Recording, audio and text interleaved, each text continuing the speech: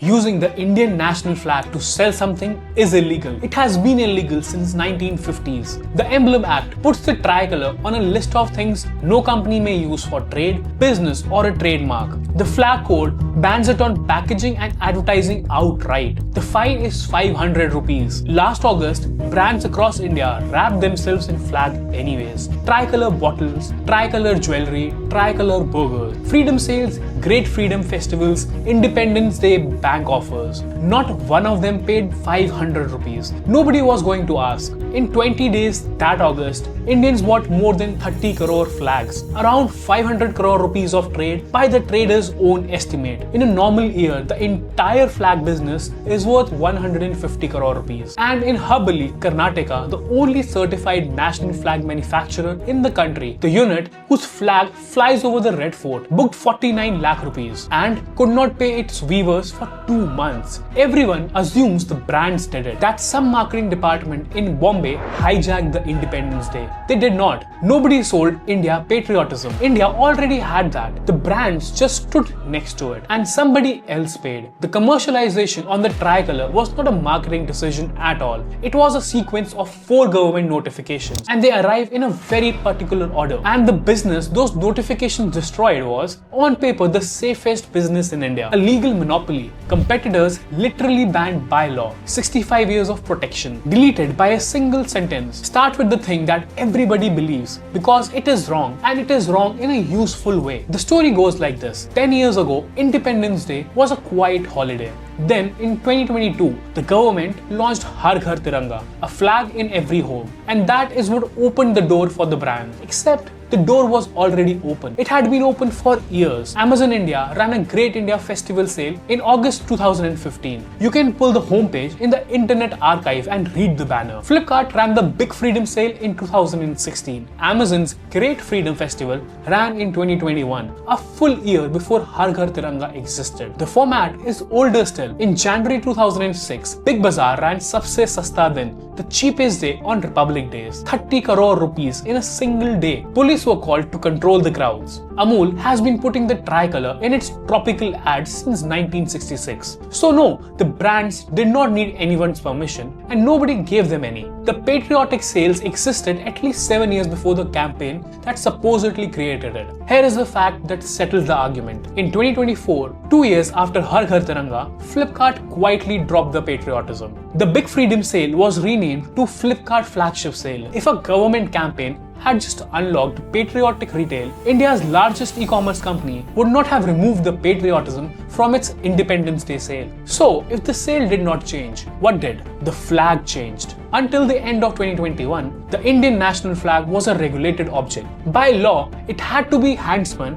and hand-woven Khadi, not machine-made, not polyester. This is why India has exactly 1 certified flag manufacturer instead of 1,000. Because the specification made a mass-produced flag illegal. A Khadi flag is not a 20 rupee object. It cannot be. It is spun by hand. Then, on the 30th of December 2021, the Ministry of Home Affairs amended the flag code. One clause, the national flag may now be a machine-made and made of polyester. Then, 7 months of silence. Then in July 2022, 3 things happened in 11 days. On the 8th of July, the Finance Ministry exempts machine-made polyester flags from GST. The cheap flag is now tax-free. Around the 19th, a second flag code amendment allows the flag to be flown day and night. Before this, it had to come down at sunset, which makes hosting a flag at every home rather impractical. On the 22nd of July 2022, the Prime Minister announces Har Ghar Tiranga, a flag in every home. Buy one, host it, photograph it, upload the selfie, collect a certificate. Read that order again. A product was legalized, then it was made tax-free, then it was made easier to fly, and only then was the country asked to buy one. Supply was deregulated 7 months before demand was manufactured. This is not a marketing campaign. That is a product launch run by a state. Now the part almost nobody knows, and it is written down. The 26th of July 2022, 4 days after the campaign was announced, the Ministry of Corporate Affairs issues General Circular number 8 of 2022. It tells companies that the money spent on Har Ghar Tiranga, and it lists this explicitly, mass-scale production and supply of the national flag outreach and amplification efforts is an eligible CSR activity. 2 things about that sentence matter enormously. 1. CSR in India is not a donation. Under Section 135 of the Companies Act, any company above a certain size must by law spend 2% of its average net profit on corporate social responsibility. It is a statutory obligation. The money is already committed. The only question is where it goes. So the circular did not ask companies for a favor. It made a national flag campaign a legal destination for a compulsory pool of corporate profit. 2. Look at where they filed it. Schedule 7 of the Companies Act. Item number 2. Promotion of education. The mass production of polyester flags was booked legally under education relating to culture. So, the state changed the specification, removed the tax, created the demand, built the distribution through 1.5 lakh post offices at 25 rupees a flag,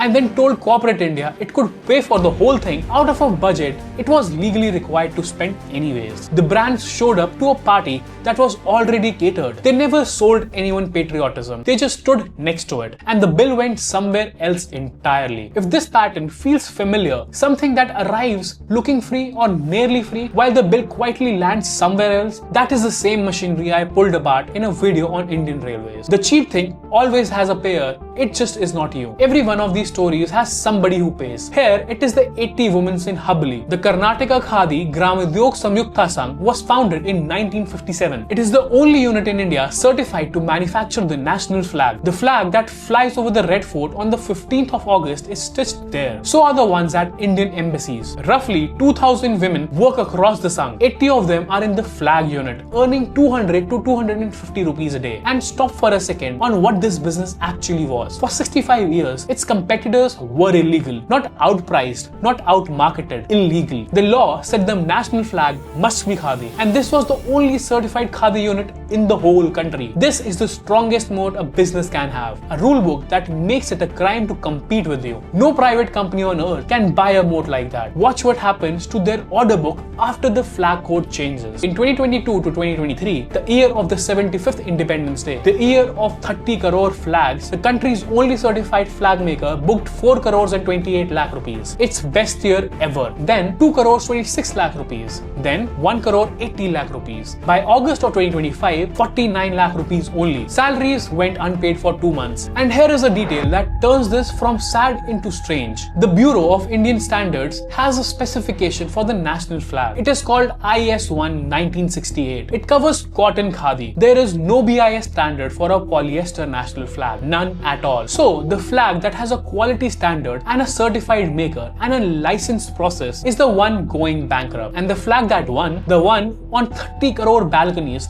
has no standard, no certified manufacturer at all. Anyone with a power loom can make it. One more thing, it is the only honest way to tell the China part of the story. Nobody smuggled a Chinese flag into India. They did not have to. Importing a flag that does not meet the flag code has been prohibited since 2019, and there is not a single documented seizure to point at it. But India is now a net importer of polyester yarn, and most of it comes from China. So the flag on your balcony was stitched in India by an Indian woman on an Indian machine from Chinese thread. It is completely, entirely legal. That is the point. Nobody broke a rule. The rules were rewritten first, because here is what the brands are actually buying. Patriotism is the only emotion in the marketing toolbook with no downside. Nobody has ever been angry at a brand for wishing a country a happy Independence Day. It is free advertising real estate. Now, take the flag out of it entirely, because this is the part that should follow you home. Go back to Hubballi. The cooperative did not lose to a better competitor. Nobody built a nicer flag. Nobody undercut them on service. Nobody out-innovated them. A specification change, one clause in one code on one Thursday in December. And a 65-year-old monopoly, a business whose rivals were criminals by definition, went from 4 crore 28 lakhs to 49 lakh rupees and stopped paying its weavers, which gives us a sentence worth taking out of this video. If your moat is a rule, you do not own a moat. You own a permission slip